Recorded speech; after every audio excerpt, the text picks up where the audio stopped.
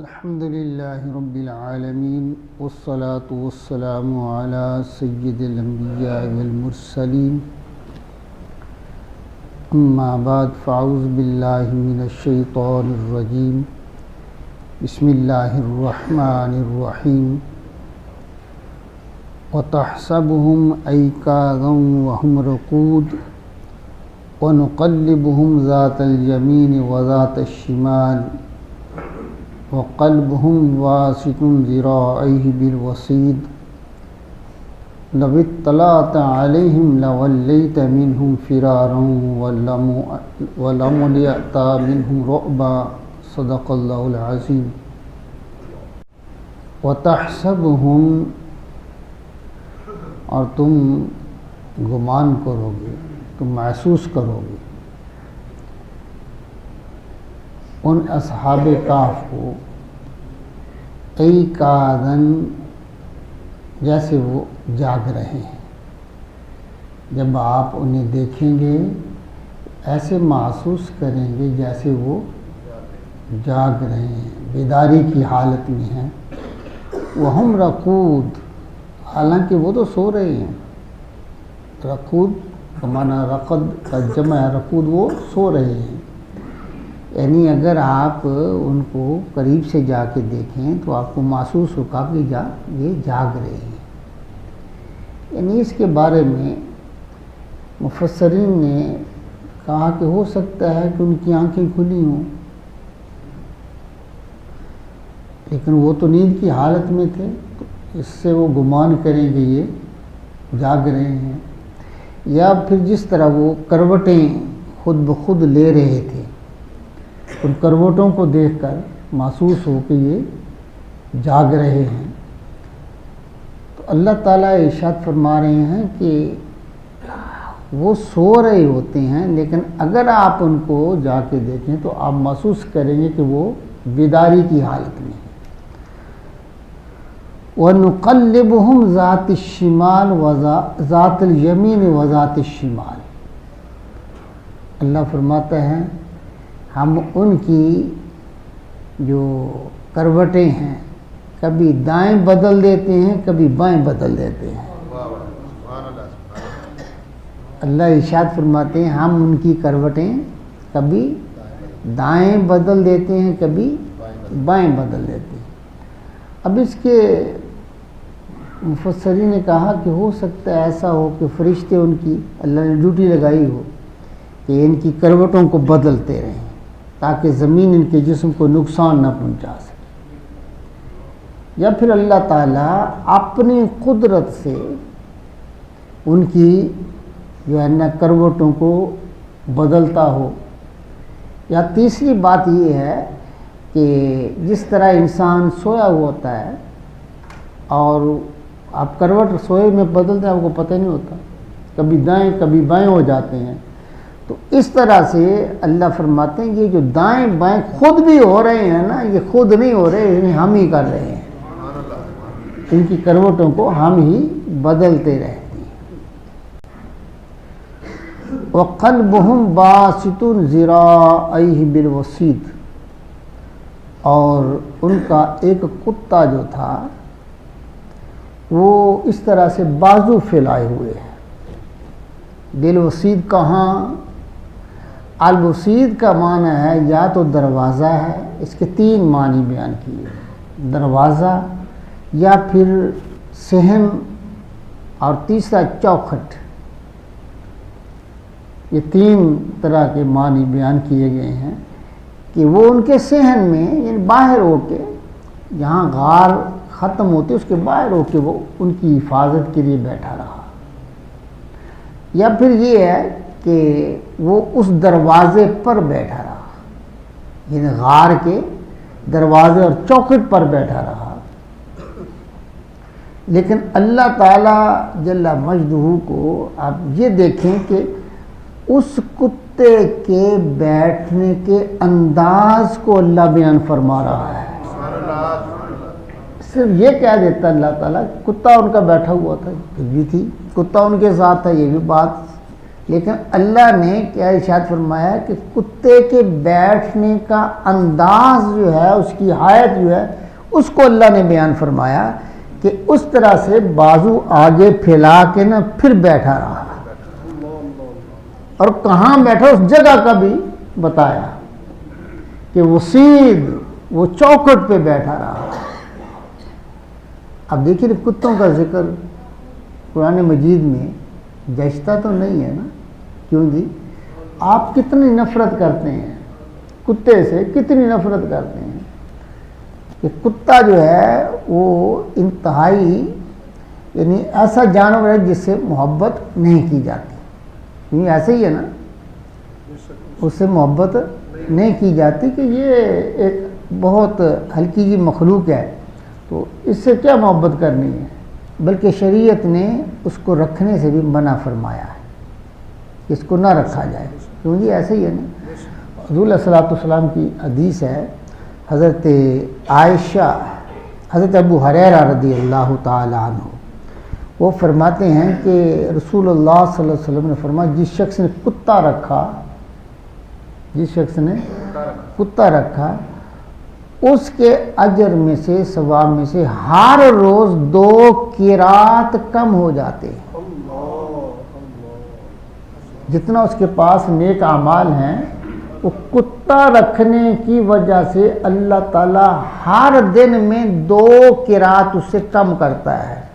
اب قرات پتہ کتنا ہے؟ احد پہاڑ کسی نے دیکھا ہے؟ احد پہاڑ یہ تقریباً 4-5 کلومیٹر میں ہے، کیونکہ ایسا 7 کلومیٹر 5 میل میں 7 کلومیٹر لمبا ہے، تو بڑا بلند پہاڑ ہے۔ حضور نے خود ارشاد فرمایا قرات کتنا ہوتا کہ کم از کم یہ جتنا احد پہاڑ ہے یہ 1 قرات ہے، تو ہمارے تو اعمال ہے ہی کچھ نہیں ہے، ہمارے پاس کیا ہے؟ فرمایا کہ 2 قرات روز کم ہوتے ہیں۔ کتنے؟ 2 قرات اس کے اجر و ثواب سے کم کر لیے جاتے ہیں، ما سوا اس شخص کے جس نے مویشیوں کی حفاظت کے لیے کتا رکھا ہے، اس کی اجازت ہے۔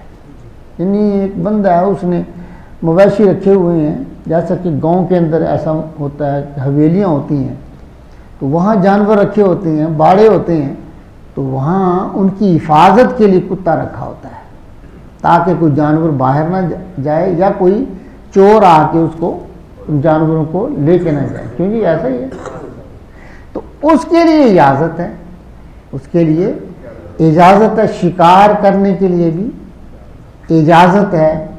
اور اگر کھیت کی حفاظت، جیسے کہ کھیت کے اوپر جو ہے نا یہ سور وغیرہ حملہ آور ہوتے ہیں، ہاں جی، سیل حملہ آور ہوتی ہے، دوسرے جانور گیدڑ آتے ہیں، ہاں جی، وہ فصل کو اجاڑتے ہیں، تو ان کی حفاظت کے لیے بھی رکھا جا سکتا ہے، کھیت کی حفاظت۔ یہ 3 اجازتیں ہیں، اس کے علاوہ جس نے رکھا اس کے قرات اجر کم ہوگا۔ تو جو خود 7 لاکھ، اب شوقے دیکھا ہم نے کتے چھوٹے 7 لا لیتے ہیں، ہاں جی، یہ پتہ ہی نہیں ہے کہ اللہ کتنا ناراض ہو رہا ہے، یعنی اتنا یہ نفیر قسم کا جس سے نفرت کی جاتی وہ جانور ہے۔ لیکن اگر وہ جانور بھی اللہ کے نیک بندوں سے وفا نبھا لیتا ہے، قرآن کی زینت بن جاتا ہے۔ دیکھیے قرآن نے ان کا ذکر کر دیا، قرآن نے اس کے اندر، اور پھر ذکر ہی نہیں کیا بلکہ اس کے بیٹھنے کا پورا انداز بتایا اللہ تعالیٰ نے کہ کس طرح بیٹھا ہوا ہے۔ اللہ تعالیٰ ارشاد فرماتے ہیں کہ ان کا کتا جو ہے وہ غار کی چوکھٹ پر اپنی کلائیاں پھیلائے ہوئے بیٹھا ہے۔ آگے فرمایا لَوِ اطَّلَعْتَ عَلَيْهِمْ لَوَلَّيْتَ مِنْهُمْ فِرَارًا، اور اے سننے والے اگر تو انہیں جھانک کر دیکھے نا، قریب جا کے، وہ تو سوئے ہوئے ہیں نا، ان کے قریب جائے اور جا کر تو اس طرح سے جھانک کر دیکھے تو تو ان کا روب جو ہے اس کو برداشت نہ کر جائے گا، بلکہ بھاگ جائے گا، پیٹ پھیر کے بھاگ جائے گا۔ اللہ نے ان کی حفاظت کے لیے اس ماحول کو اتنا باروب کر دیا ہے کہ کوئی شخص اندر داخل ہونے کی جرت بھی نہیں کر سکتا، دور سے ہی جانتا ہے اس پر روب طاری ہو جاتا ہے اور بھاگ جاتا ہے۔ لُمِلِّئَتَ مِنْهُمْ رُعْبًا، اور اس پر ہیبت طاری ہو جائے گی، اس کا دل جو ہے نا ہے روب سے بھر جائے گا۔ ہاں جی، وَكَذَلِكَ بَعَثْنَاهُمْ لِيَتَسَاءَلُوا بَيْنَهُمْ، اللہ تعالیٰ یوں ہی ہم نے ان کو جگایا، بعثنا ان کو اٹھایا جگایا، کیوں کہ آپس میں ایک دوسرے کے احوال پوچھ لیں، سوال کریں ایک دوسرے سے۔ قال قائل منہم، ان میں سے ایک کہنے والے نے کہا دوسرے سے، کم لبثتم، اور یہاں کتنی دیر ہو گیا ہے، اس غار کے اندر کتنی دیر سوئے ہیں ہم، کتنی دیر ٹھہرے ہیں؟ قالوا، انہوں نے کہا لبثنا یوما او بعد یوم، ایک دن یا اس سے کچھ کم۔ قالوا، انہوں نے کہا ربکم عالم بما لبثتم، آخر انہوں نے بات بتائی کہ رب بھی جانتا ہم کتنی دیر رہے، یہ رب ہی جانتا ہے۔ اب یہاں نا دیکھیے، جب آپ بندہ معمول کے مطابق اٹھتا ہے نا، نیند پوری کرتا ہے، تو اس کو سوال کرنے کی ضرورت نہیں نہ رہتی، لیکن اگر وہ معمول سے زیادہ سو جائے تو پھر وہ اچانک اٹھ کے کہتا ہے یار کیا ٹائم ہوا ہے، ایسے ہوتا ہے یا نہیں ہوتا ہے؟ تو پھر وہ اچانک اٹھ کے کہتا کتنا ٹائم ہو گیا ہے، زیادہ سو لیا نا، اب وہ اسے فکر ہوتی ہے کہ میں نے زیادہ پتہ نہیں کتنا ٹائم ہو گیا ہے، تو وہ پھر یہ سوال کرتا ہے نا، مطلب ہے کہ انہیں بھی محسوس ہو رہا تھا کہ ہم نے معمول سے زیادہ نیند کر لی ہے، تو پھر وہ ایک دوسرے سے سوال کریں کتنے سوئے ہیں، کتنی دیر ٹھہرے ہیں، تو بعد نے کہا دینے کو زیادہ سو لیا ہوگا، یا اس سے کچھ زیادہ یا اس سے کچھ کم۔ اللہ اکبر، پھر آخر انہوں نے کہا یار اللہ بہتر جانتا ہے ہم کتنے سوئے ہیں، ہم یہاں ٹھہرے ہوئے ہیں پتہ نہیں۔ فَبْعَثُوا أَحَدَكُمْ بِوَرَقِكُمْ بِهَٰذِهِ إِلَى الْمَدِينَةِ، یہ ورق کہتے ہیں چاندی کے سکے کو، چاندی کے سکے، اس وقت سکے راج تھے، یہ پیسے جو ہیں کاغذ کے تو نہیں تھے نا جس طرح آج چل رہا ہے، وہ سکے ہوتے تھے جو سونے اور چاندی کے، تو چاندی کے سکے کو کہتے ہیں ورق۔ تو انہوں نے کہا کہ وَابْعَثُوا أَحَدَكُمْ، تم میں سے ایک جائے نا شہر کی طرف، یہ سکے لے جائے، فَلْيَنْظُرْ أَيُّهَا أَزْكَىٰ طَعَامًا، اور پھر وہ دیکھے کہ پاکیزہ رزق کون سا ہے، صاف ستھرا اچھا کھانا لے کے آئے، کیوں جی وہ لے جائے، فَلْيَأْتِكُمْ بِرِزْقٍ مِّنْهُ، اور ان پیسوں سے وہ کھانا لے کے آئے جو صاف ستھرا ہو اچھا ہو، لیکن ساتھ کہا وَلْيَتَلَطَّفْ، لیکن یہ کہ نرمی کرنی ہے، ہاں جی نرمی سے جائے، یعنی کیا مانا کہ اگر کوئی سخت بات کرے تو اس سے جھگڑا نہیں کرنا ہے، کیونکہ ہم پہلے چھپ کے جہاں بیٹھے ہیں، اگر جھگڑا ہو جائے گا تو لوگوں کو پتہ چل جائے گا، لہٰذا آپ اس طرح سے جائیں کہ کسی سے جھگڑا نہ ہو، نرمی سے بات کر کے نا اپنا کام نکالیں۔ وَلَا يُشْعِرَنَّ بِكُمْ أَحَدًا، کہ کسی کو اس کی اطلاع نہ ہو جائے، کوئی اس بات پر ہم کہاں رہتے ہیں اس کا کسی کو علم نہیں ہونا چاہیے۔ إِنَّهُمْ إِن يَظْهَرُوا عَلَيْكُمْ يَرْجُمُوكُمْ، کہنے لگے کہ یہ دیکھ لو کہ اگر انہوں نے جان لیا تمہیں تو یرجموکم، تمہیں سنسار کریں گے، تمہیں پتھر مار مار کر مار دیں گے، اگر انہیں پتہ لگ گیا کہ یہاں چھپی ہوئی ہیں۔ اب انہیں تو نہیں پتہ کہ صدیاں گزر گئی ہیں جی، وہ تو ابھی یہی سمجھ رہے تھے نا کہ ہم بھوک لگی ہے تو چلو کھانے کے لیے تھوڑا سا زیادہ سو لیا ہوگا تو چلو جاؤ جا کے کھانے کے لیے لے کے آؤ، لیکن اگر انہیں پتہ چل گیا، کہتے کہ اس طرح سے آپ نے بازار میں جانا اور واپس آنا، کسی کو پتہ نہ چلے، ہاں جی وہ تمہیں کیا کریں گے، سنسار کریں گے، پتھر ماریں، او یعیدکم فی ملتہم، یا پھر وہ اپنے دین کی طرف تمہیں لوٹا لیں گے، یعنی سزائیں دیں گے، کہیں گے کہ ہمارے دین کی طرف آ جاؤ، بت پرستی کی طرف. آگے وہ فرماتے ہیں وَلَن تُفْلِحُوا اِذًا أَبَدًا، اگر ایسا ہو گیا تو پھر تو ہم ناکام ہو گئے، کامیاب بھی نہیں ہوئے، پھر کامیابی ختم ہو جائے گی. فلاح جو ہے وہ نہ رہے گی. اگر دین ہاتھ سے چلا گیا تو پھر کچھ نہ رہا، پھر کچھ نہ رہا. دین اتنا قیمتی شے ہے کہ اس سے زیادہ قیمتی شے تو ہے ہی کوئی نہیں. ہاں جی، اگر انہوں نے سختی کر کے ہم سے دین چھین لیا تو یہ بہت بڑا خسارہ ہوگا. وَكَذَلِكَ أَعْثَرْنَا عَلَيْهِمْ لِيَعْلَمُوا أَنَّ وَعْدَ اللَّهِ حَقٌّ. اللہ تعالیٰ فرمائے اسی طرح ہم نے ان کو اطلاع کر دی، ان کو اطلاع کر دی تاکہ وہ جان لیں کہ اللہ کا وعدہ حق ہے. اب کیسے؟ اب وہ اپنے سکے لے گیا نا، اس پر بادشاہ کی تصویر تھی. انہوں نے کہا یہ تو سکہ پرانا ہے، یہ تو پرانا سکہ ہے. وہ اور بھی دکاندار اکٹھے ہو گئے، ساروں نے کہا پکڑ کر بادشاہ کے پاس پیش کر دیا. اب وہ بادشاہ اور اس وقت کے لوگ یہ قیامت آنے اور مر کر دوبارہ اٹھنے کے وہ قائل ہی نہیں تھے، اس بات کو نہیں مانتے تھے. یعنی اس وقت ایک فرقہ ایسا تھا جو عیسائیوں میں بھی، جو اب عیسائی غالب ہیں اور یہ بھی عیسائی مذہب کے لوگ ہیں. ہاں جی، عیسیٰ علیہ السلام کو ماننے والے. اس وقت ایک گروہ ایسا پیدا ہو چکا تھا جو قیامت کے آنے دوبارہ اٹھنے اس کے وہ قائل نہیں تھے. تو اللہ تعالیٰ ارشاد فرماتے ہیں ہم نے یہ ظاہر کر دی، یہ بات ان پر یہ اطلاع کر دی تاکہ انہیں پتہ چلے. یعنی غار والے جو ہے نا وہ پکڑ کر جب لے کے گئے، انہوں نے کہا جی بات یہ ہے کہ ہم تو فلاں بادشاہ جس کا یہ سکہ چل رہا ہے اس سے چھپ کر ہم غار میں چھپے تھے، اب ہم اٹھے ہیں وہاں سے اور یہ لے کے آ گئے، ہمیں نہیں علم. وہ کہتے ہیں یہ تو صدیاں گزر گئیں، یہ تو صدیاں گزر گئی ہیں. اب انہوں نے سمجھا کہ واقعتاً اگر اللہ انہیں صدیوں بعد بھی اس غار میں دوبارہ زندہ کر سکتا ہے تو وہ قیامت بھی برپا کر سکتا ہے.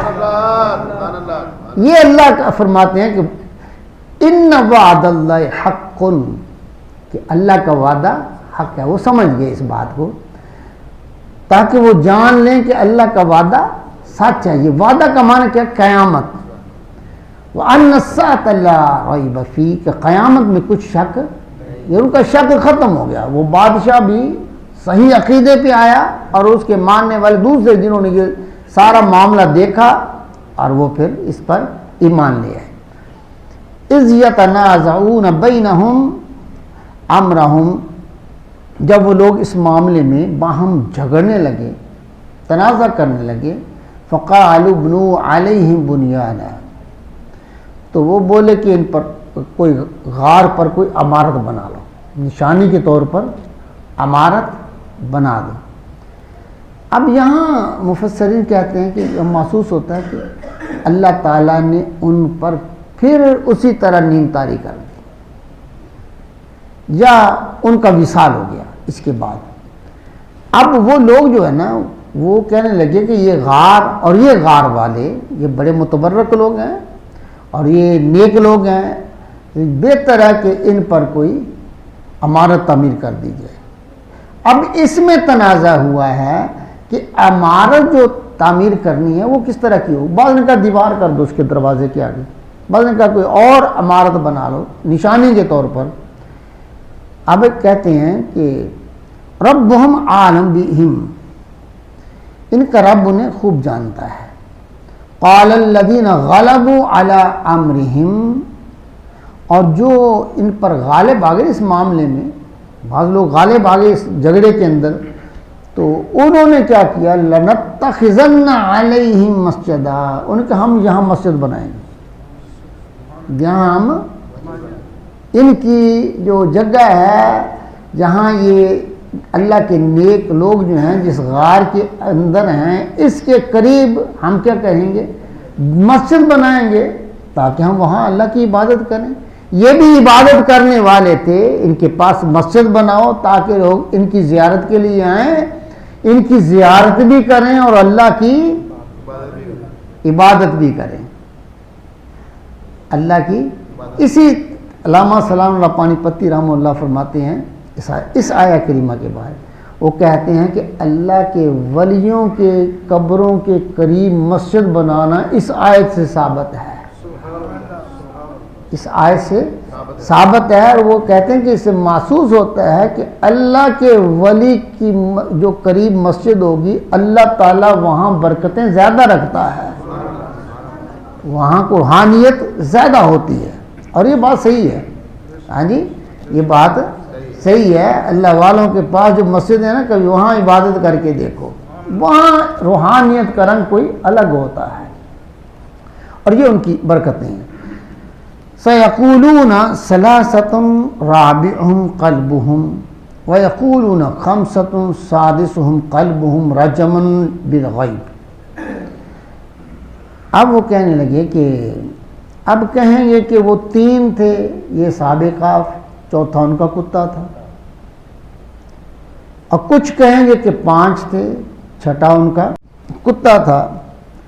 تو رجمن بالغیب، یہ غیب کی باتیں جو ہے نا، یہ اپنی تک بازی سے، جیسے کہ تک لگانا، تک لگا رہے ہیں، اس کے پاس ان کا کوئی واضح دلیل نہیں ہے، بے تکی باتیں کرتے ہیں۔ آگے فرما وَيَقُولُونَ سَبْعَةٌ وَثَامِنُهُمْ قَلْبُهُمْ، اور کچھ کہیں گے کہ 7 ہیں اور 8واں ان کا کتا ہے۔